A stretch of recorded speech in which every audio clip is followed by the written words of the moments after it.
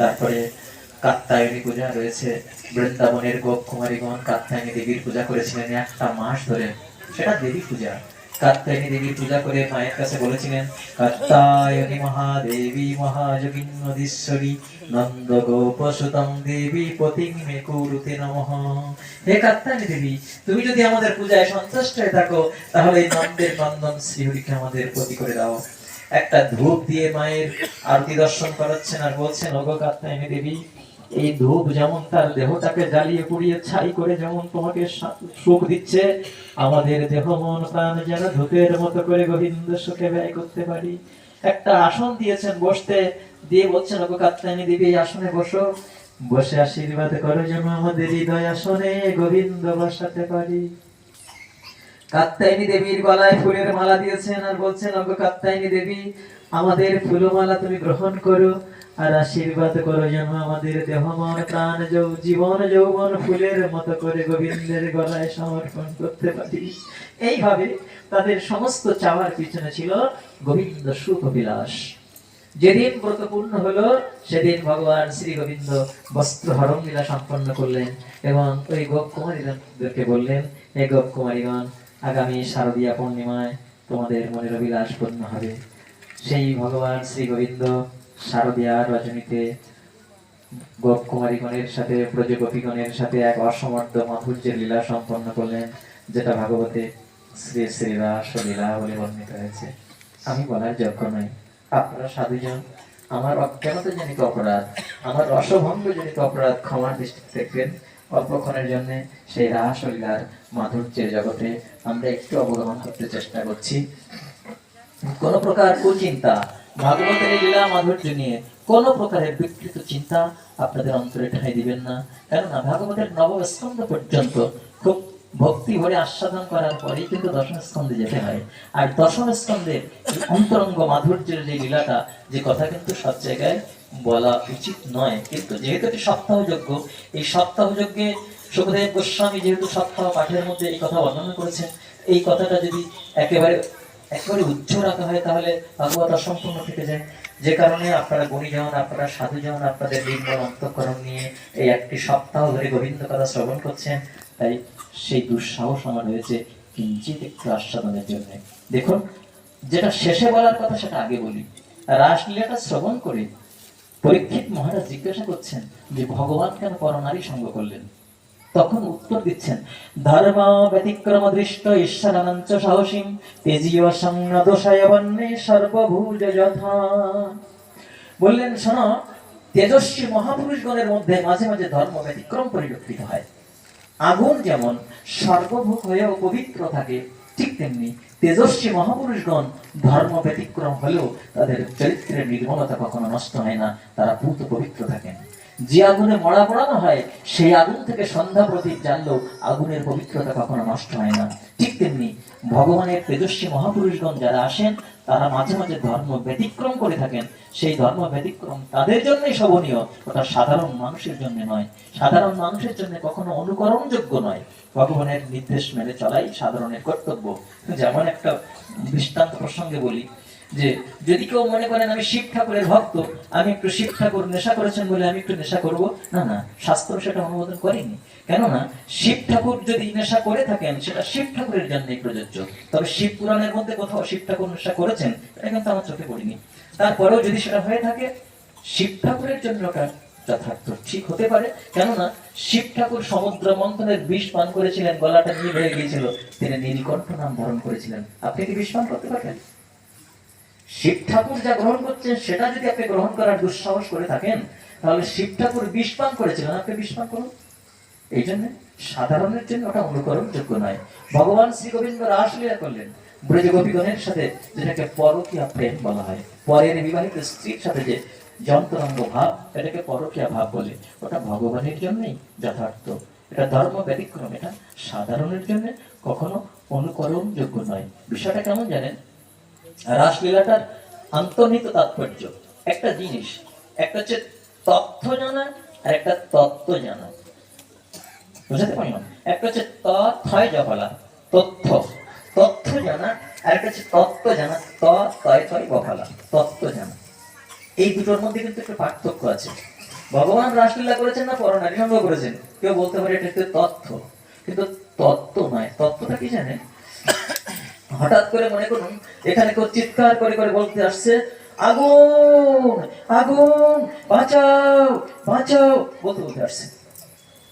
তো যখন এরকম বলতে বলতে একটু বাঁচাতে, বাঁচাও বাঁচাও বলতে বলতে আসছে, তো আপনি হয়তো চিৎকার করে শুনে ছুটে গেলেন। হ্যাঁ, একটু ভিন্ন ভাবে বললাম। একজন বলছে বাঁচাও বাঁচাও বাঁচাও, আগুন বলেনি, বলছে বাঁচাও বাঁচাও বাঁচাও বাঁচাও বাঁচাও বলতে বলতে আসছে। আপনি শুনলেন কি হয়েছে? শুনুন, ওই যেখানে একটা মানুষের বুকে ছুরি বসিয়ে দিয়েছে, লোকটা কেমন চিৎকার করছে, আর ফিনকি ধরে রক্ত বেরোচ্ছে। হ্যাঁ, আপনারা চলুন না, একটু রক্ষা করুন না, এরকম বললেন। কি মনে করবেন আপনি? মনে করবেন হয়তো কোনো দস্যু, কোনো দুর্বৃত্ত কোনো সাধারণ মানুষের উপরে আক্রমণ করছে। আপনি গেলেন রক্ষা করতে, আমরা সবাই মিলে গেলাম, একটু একটু প্রস্তুতি নিয়েও গেলাম। গিয়ে দেখলাম যে লোকটা যা বলেছে সব ঠিক আছে, কিন্তু আমি যা ভেবেছিলাম তা ঠিক না। লোকটা যা বলেছে তা ঠিক আছে কি না, একটা মানুষের বুকে ছুরি বসিয়েছে সেটা ঠিক আছে, ফিনকি ধরে রক্ত বেরোচ্ছে তাও ঠিক আছে, লোকটা কেমন কাতরাচ্ছে তাও ঠিক আছে, কয়েকজন তাকে চেপে ধরে রেখেছে তাও ঠিক আছে, কিন্তু আমি ভেবেছিলাম কোনো দস্যু, কোনো ডাকাত। না না, তা নয়, একটা ডাক্তার রোগীর অপারেশন করছে। তাহলে তাহলে বুকে ছুরি বসানোর দুটো উদ্দেশ্য, এক হচ্ছে তার সর্বস্ব হরণ করে তাকে হত্যা করা, আর এক হচ্ছে তাকে বাঁচিয়ে সুস্থ করে তোলা।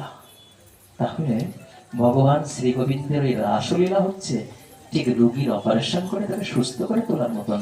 ওটা কখনো দুর্বৃত্ত বা ডাকাতের মতন তার সর্বস্ব হরণ করে তার সর্বনাশ করা নয়। এরকম অন্তর্নিহিত তাৎপর্যটা যখন জানবেন তখন মনে করবেন না এটা তো প্রয়োজন ছিল, এটা ভালো।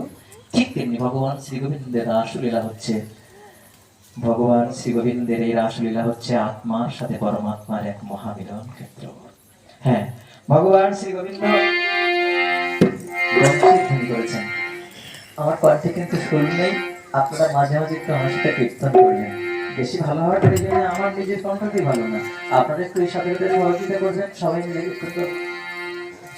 ভগবান শ্রী গোবিন্দ যমুনার কুটিরে বংশীধ্বনি করেছেন, ভগবান পিতারাত্রি শরদৎ ফুল্ল মল্লিকা দীক্ষারন্তং মনঃসক্রে যোগমায়া অসংস্থিতা। অনন্ত কোটি ব্রহ্মাণ্ডের অধীশ্বর ষড়ৈশ্বর্য নিকেতন ভগবান শ্রী গোবিন্দ শারদীয়া পূর্ণিমা রজনীতে গোপ রমণীগণের সাথে রমণ করতে ইচ্ছা করিলেন। এই রমণ হচ্ছে আত্মার সাথে পরমাত্মার এক মহামিলন। বংশী ধ্বনি করেছেন শারদীয়া পূর্ণিমা রজনীতে।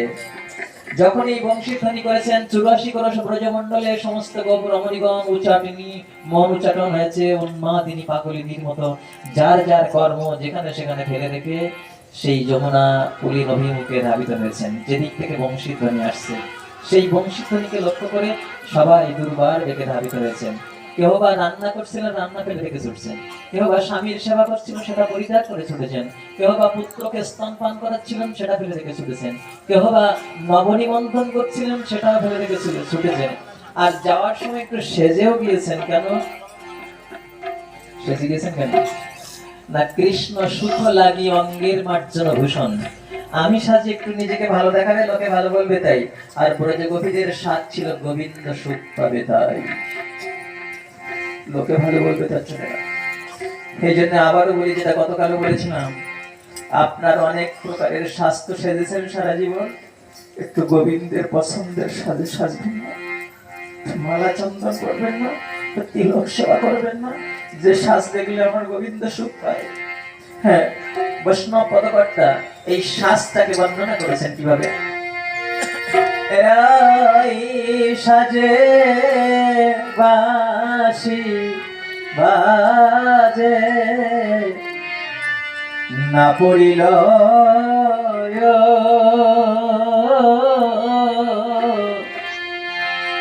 কি করিতে কে বা করে সবই হইল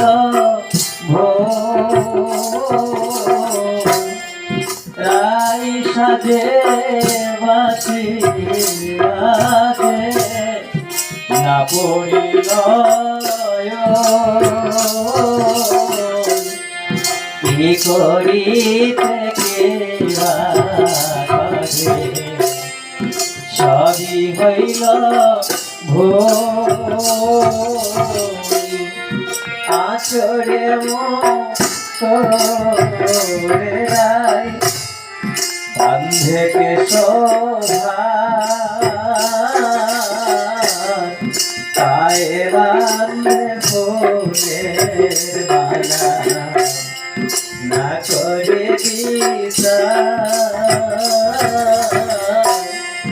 করে তেন পরে গন্ধে পরে গলাতে কিঙ্কিনি পরে কোটি তটে সরণিকা জোর করে নয়নে আলোতা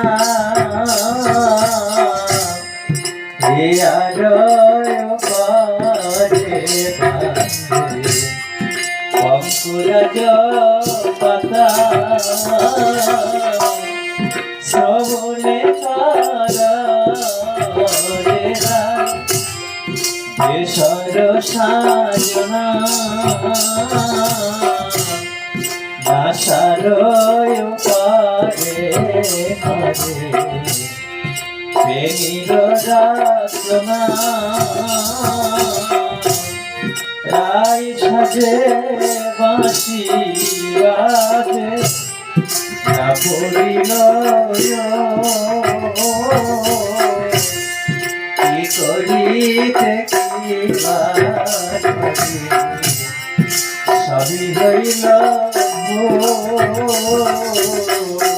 কি বললেন পায়ে বান্ধে ফুলের মালা না করে বিচার গোবিন্দ দর্শন করতে যাবে বংশীধ্বনি হয়েছে তাই দেহশ্রীতে হারিয়ে ফেলেছেন ফুলের মালা যেটা গলায় পরতে হয় অথবা চুলের খোপায় জড়াতে হয় সেটা কি করেছেন পায়ে বেঁধেছেন করেতে নূপুর পরে জঙ্ঘে পড়ে তার গলাতে কিঙ্কিনি পরে কোটি তটে হার নূপুর কোথায় পড়েছেন করেতে নূপুর হাতে পড়েছেন নূপুর জঙ্ঘে পড়ে তার এইখানকার অলংকারটা হাঁটুর উপরে পড়েছেন গলাতে কিঙ্কিনি পরে যেটা কোমরে পড়তে হয় তা গলায় পড়েছেন আর কোটি তটে হার অর্থাৎ গলায় কোমরে পড়েছেন হার চরণে কাজর পরে নয়নে আলতা পায়ে কি দিয়েছেন কাজল দিয়েছেন আর আলতা চোখে দিয়েছেন হিয়ার উপরে বান্ধে বঙ্কুরাজ পাতা নাসার উপরে করে বেনির রচনা চুলের বেনিটা নাকের উপরে নেবেতে রেখেছেন কেমন দেখাচ্ছে বলুন তো সেদিকে লক্ষ্য নেই গোবিন্দ দর্শনে যাবেন তাই সাজ দিকে সব ওলটপালট হয়ে গিয়েছে জ্ঞান থাকতে জীবের প্রেম হয় না যতক্ষণ জ্ঞানের অহংকার থাকে না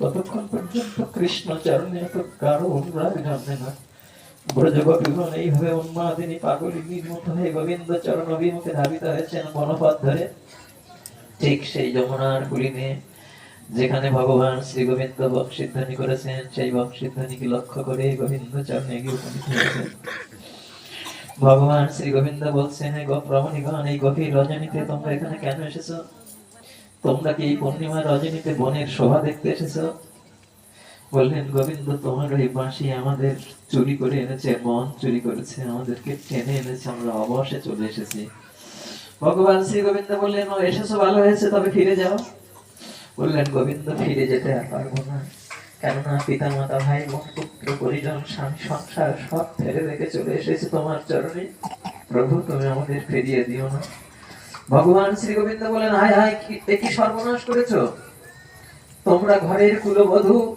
স্বামী পরিত্যাগ করে এসেছো দুশ্শীল দুর্ভোগ বৃদ্ধ জড় রোগ্য অধমপিমা বললেন স্বামী যদি দুশ্শীল হয় স্বামী যদি দুর্ভাগ্যগ্রস্ত হয় স্বামী যদি কুৎসিত হয় স্বামী যদি রোগগ্রস্ত হয় স্বামী যদি নির্ধন হয় তবু স্বামীকে পরিত্যাগ করে কোনো রমণীর ধর্ম নয় শীঘ্রই যাও ফিরে যাও বললেন গোবিন্দ ফিরে যাওয়ার পথে চিরজনমের মতো কাটা দিয়ে এসেছি ওই পথে তো আর যেতে পারবো না স্বামী সংসার আমাদের আর ঠাঁই দেবে না ভগবান শ্রী গোবিন্দ বললেন সে কি তোমরা ফিরে যাবে না তাহলে তোমাদের তোমাদের গোবৎসগুলো হাম্বা হাম্বা করে ডাকছে, তোমরা ফিরে যাও, তাদেরকে মায়ের স্তন পান করার সুযোগ করে দাও।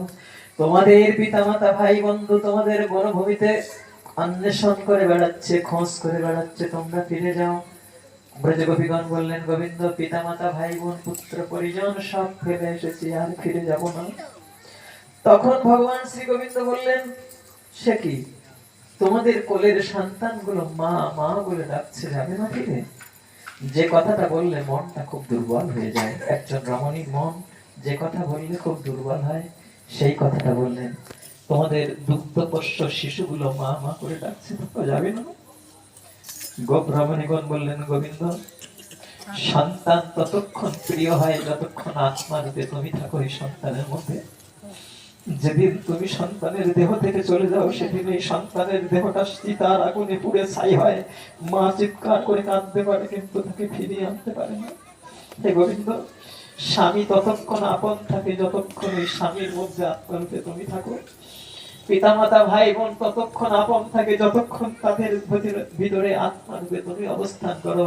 হে গোবিন্দ, সমস্ত আত্মার পরম আত্মীয় তো তুমি, সেই পরম আত্মীয়ের পাশে এসেছে, প্রভু আমাদের ফিরিয়ে দিও না।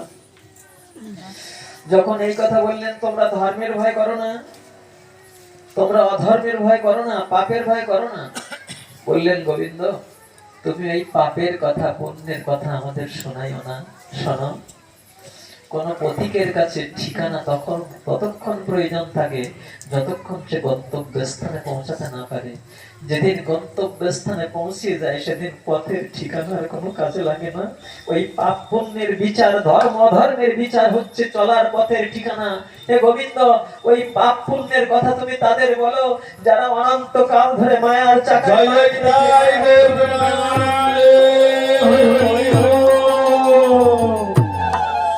অনন্তকাল ধরে যারা বিভ্রান্ত পথিকের মতো মায়ের সংসারে পরিভ্রমণ করছে, তোমার চরণে ফিরে যাওয়ার পথের ঠিকানা যারা পাচ্ছে না, ওই পাপ পুণ্যের কথা তুমি তাদের বলো। গোবিন্দ, আমাদের তুমি বলো না ওই পাপ পুণ্যের কথা, ওই ধর্ম অধর্মের বিচারের কথা তুমি আমাদের বলো না। কেননা যেখানে যাওয়ার জন্য জীব ধর্মের অনুশাসন মেনে চলে, আমরা সেই তোমার অভয় চরণে এসে পৌঁছেছি প্রভু, আমাদের তুমি আর ধর্মের কথা বলো না। তখন বললেন, শোনো, তোমাদের না হয় পাপের ভয় নেই, আমার তো ভয় আছে। তোমরা পরনারী আর আমি পরপুরুষ, তোমাদের সঙ্গ সান্নিধ্য লাভ করলে আমাকে নরকের আগুনে পুড়তে হবে, তোমরা কি তাই চাও? যখন কথা বলেছেন তখন গোপ রমণীগণ আর কথা বলতে পারছেন না। না না, কি শোনালে গোবিন্দ? কোনোদিন তো তোমার কষ্ট চাইনি, কোনোদিন তোমার অমঙ্গল চাইনি, শুধু তোমার এই বংশী ধ্বনি আমাদেরকে পাগল করে টেনে এনেছে তোমার চরণে। একই কথা শোনালে তোমার কি নরকে যেতে হবে আমাদের জন্য? কি করব এখন, কি বলবো? পদম না চলতস্তব। হে গোবিন্দ, যেতে বলছো কিন্তু পা তো চলছে না, কি করে যাব বলো? গোপ রমণীগণ তখন বিদ্যার দেবী সরস্বতীকে ডেকে ডেকে বলছেন, পায়ের বুড়ো আঙুলটা দিয়ে মাটিতে দাগ কাটছেন, দু চোখ থেকে অঝরে জল পড়ছে। আর বিদ্যার দেবী সরস্বতীকে ডেকে ডেকে বলছেন, ওগো বাগ দেবী সরস্বতী, তুমি আমাদের জিহ্বায় সেই কথাটা যোগান দিয়ে দাও যে কথাটা বললে গোবিন্দকে বোঝাতে পারবো যে কেন আমরা ফিরে যেতে পারছি না। শোনো, আজ যদি গোবিন্দ চরণে আমাদের ঠাঁই না হয়, আজ যদি গোবিন্দ চরণ থেকে উপেক্ষিত হয়ে আমাদের ফিরে যেতে হয়, সারা জীবন তুমি আমাদের বোবা করে রেখে দিও, আর কোনোদিন কথা বলবো না। আজকে ক্ষণিকের জন্য সেই কথাটা বলার যোগান দিয়ে দাও আমাদের জিহ্বায়, আমরা যেন গোবিন্দকে বোঝাতে পারি যে কেন ফিরে যেতে পারছি না। আর কি বলছেন? চোখের জলকে সম্বোধন করে বলছেন, ওরে অশ্রু, ক্ষণিকের জন্য একটু থেমে যা, দৃষ্টিটা ঝাপসা করে দিস না। গোবিন্দ বদনটা একবার দেখতে দে শেষবারের মতো। আজ যদি গোবিন্দ চরণ থেকে উপেক্ষিত হয়ে ফিরে যায়, তাহলে সারা জীবন চোখ থেকে অঝর ধারায় ঝরতে থাকবি, আর কোনোদিন নিষেধ করবো না। মাথাটা উঁচু করতে পারছেন না, খুব ভার হয়েছে, মহা দুঃখ এসে মাথায় চেপে বসেছে। তাই মহা দুঃখকে সম্বোধন করে বলছেন, ওরে মহা দুঃখ, ক্ষণিকের জন্য মাথা থেকে নেমে যা, একবার গোবিন্দ বদনটা দেখতে দে। আজ যদি গোবিন্দ চরণ থেকে আমরা উপেক্ষিত হয়ে ফিরে যাই, প্রত্যাখ্যাত হই, তাহলে আমাদের মাথায় ভার হয়ে চেপে বসে থাকিস, সারা জীবন কোনোদিন মাথা উঁচু করে জগতের কোনো কিছু আর দেখতে চাইবো না। এই বলে যখন অঝরে চোখের জল ফেলছেন আর পায়ের আঙুলটা দিয়ে মাটিতে দাগ কাটছেন, কথা বলতে পারছেন না, শুধু কাঁদছেন, তখন ভগবান শ্রী গোবিন্দ দেখলেন ওদের এত ধর্মের কথা বললাম, এত পাপের ভয় দেখালাম, তবু ওরা শুনলো না। ওরা করে সন্তান ত্যাগ করেছে, স্বামী ত্যাগ করেছে, পিতা মাতা ভাই বোন সব ত্যাগ করেছে শুধু আমার সুখের জন্য। আমি আর ওদের ফিরিয়ে দেবো না। যেটা সর্বধর্মান পরিত্যাজ্য মামেকং শরণং ব্রজ, সমস্ত ধর্ম পরিত্যাগ করে যে আমার শরণ নিয়েছে, আমার তাদের ফিরিয়ে দেওয়াটা ঠিক হবে না। তাই ভগবান শ্রী গোবিন্দ তাদের কাঁধে হাত তুলে দিয়ে প্রেমানন্দে বিভোর হয়ে বনভূমিতে বিচরণ করতে লাগলেন। গোপুরমণিগণ অনেক পরমানন্দ লাভ করছেন। তাদের মধ্যে একটা অহংকার যেন দানা বেঁধেছে। গোবিন্দ শুধু আমার একা, এই ত্রিভুবনে আমার থেকে ভাগ্য বুঝি আর কেউ, ভাগ্যবতী বুঝি কেউ নেই। গোবিন্দকে আমি কত একান্ত করে আমার কাছে পেয়েছি। সবাই মনে করছে গোবিন্দের হাতখানা আমার কাঁধের উপরে দিয়েছে। আমি তার সব থেকে প্রিয়জন, কত ভাগ্য আমার, আমি সব থেকে ভাগ্যবতী। এই মনে করে যেই না ভিতরে একটু অহংকার এসেছে, ভগবান শ্রী গোবিন্দের আর এক নাম হলো দর্পহারী মধুসূদন। তিনি কারোর অহংকার সহ্য করেন না। যেই ভিতরে অহংকার এসেছে, সঙ্গে সঙ্গে তিনি রাসঙ্গন থেকে অদৃশ্য হয়ে গেলেন। গোপরামানিগণ আর তখন ভগবান শ্রী গোবিন্দকে খুঁজে পাচ্ছেন না। কোথায় প্রাণনাথ, তুমি কোথায়? দেখা দাও। তোমাকে না দেখে আমাদের হৃদয়ে এক দপ্ত জ্বালা অনুভব হচ্ছে। দেখা দাও প্রভু, দেখা দাও। এই বলে বলে বনের লতা পাতা বৃক্ষকে জড়িয়ে ধরে বলছেন, ওরে তুলসী, ওরে মল্লিকা, ওরে জ্যোতিকা, তোরা কি আমাদের কানাইকে দেখেছিস? বল না আমাদের গোবিন্দ এই পথে গেছে কিনা। এই বলে বনের লতা পাতাকে জড়িয়ে ধরে কৃষ্ণ গুণগান কীর্তন করছে, যেটা ভাগবতের মধ্যে গোপী গীত বর্ণনা। হরে কৃষ্ণ হরে কৃষ্ণ কৃষ্ণ কৃষ্ণ হরে হরে হরে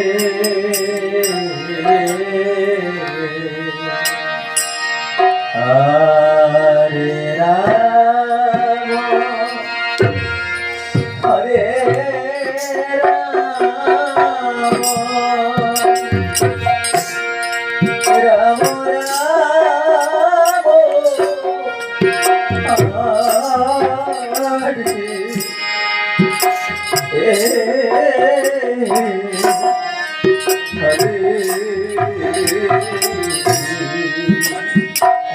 কৃষ্ণ হরে Krishna Krishna Krishna Hare Hare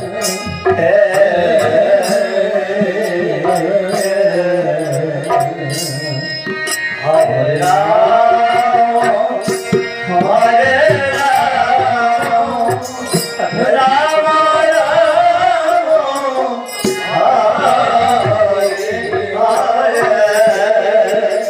Hare Krishna, Hare Krishna, Oh Krishna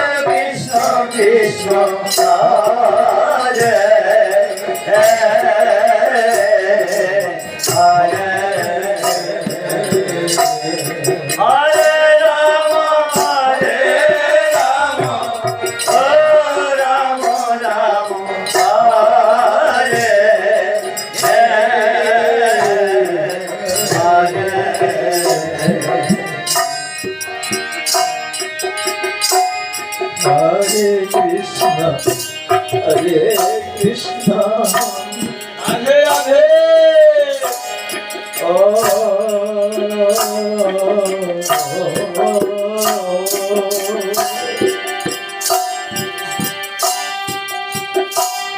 Krishna Krishna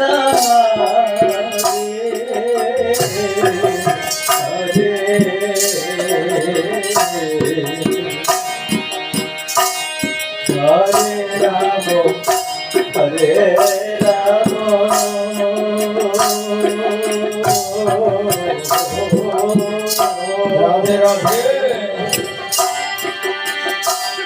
Ram Ram হরে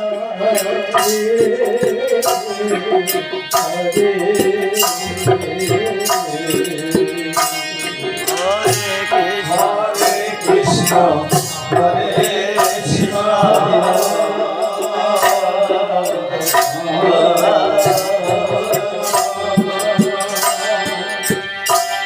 Krishna Krishna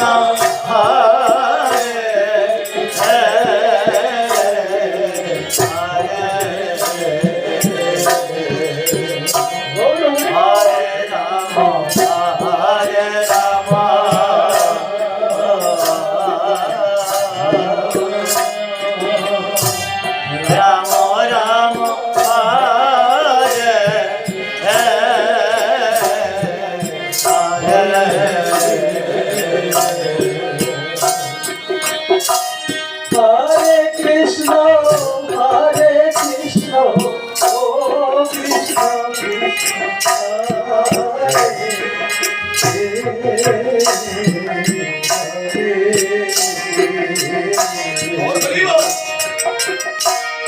Hare Rama, Hare Rama, Oh Rama, Rama,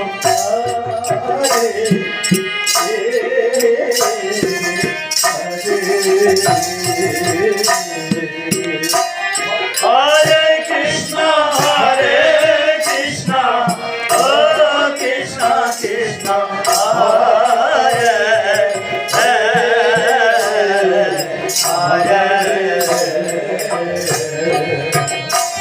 Hare Rama, Hare Rama, Oh Rama, Rama, Hare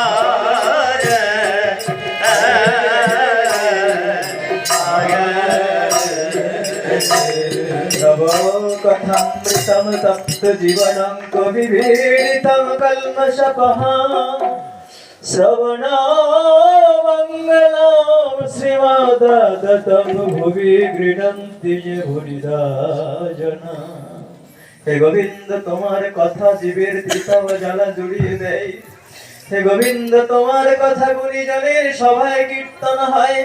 হে গোবিন্দ এই জগতে যারা তোমার কথা পরিবেশন করছে তারা সব থেকে বড় দাতা। তোমার কথা জীবের হৃদয়ের কলুষতা নাশ করে। এইভাবে বৃন্দাবনের ব্রজ গোপীগণ লতা গুল্ম বৃক্ষ তাদেরকে জড়িয়ে ধরে ধরে বলছে, তোমরা কি আমাদের কানাইকে দেখেছো? তোমরা কি আমাদের গোবিন্দ দেখেছো? এইভাবে হৃদয়ের আরতি দিয়ে যখন বনভূমিতে বিচরণ করছেন ভগবান শ্রী গোবিন্দ আবার কৃপা পরবশ হয়ে তাদের মাঝে উপস্থিত হলেন। দুই দুই গোপীর মধ্যে মধ্যে কৃষ্ণ, এক এক গোপীর পাশে পাশে এক এক কৃষ্ণ। যত গোপী তত কৃষ্ণ। শুরু হলো মহারাজ নৃত্য। দেবতারা পুষ্প বৃষ্টি করতে লাগলেন, জয় জয় ধ্বনি হতে লাগলো।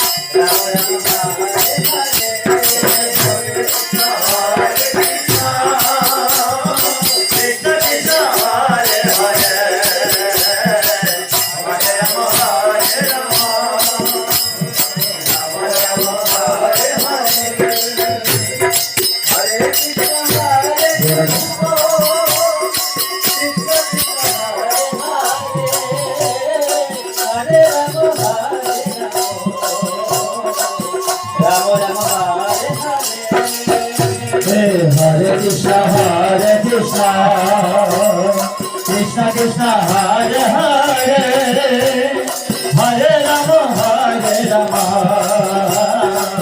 Rama Rama, Hare Hare. Hare Krishna, Krishna Krishna, Hare Hare, Hare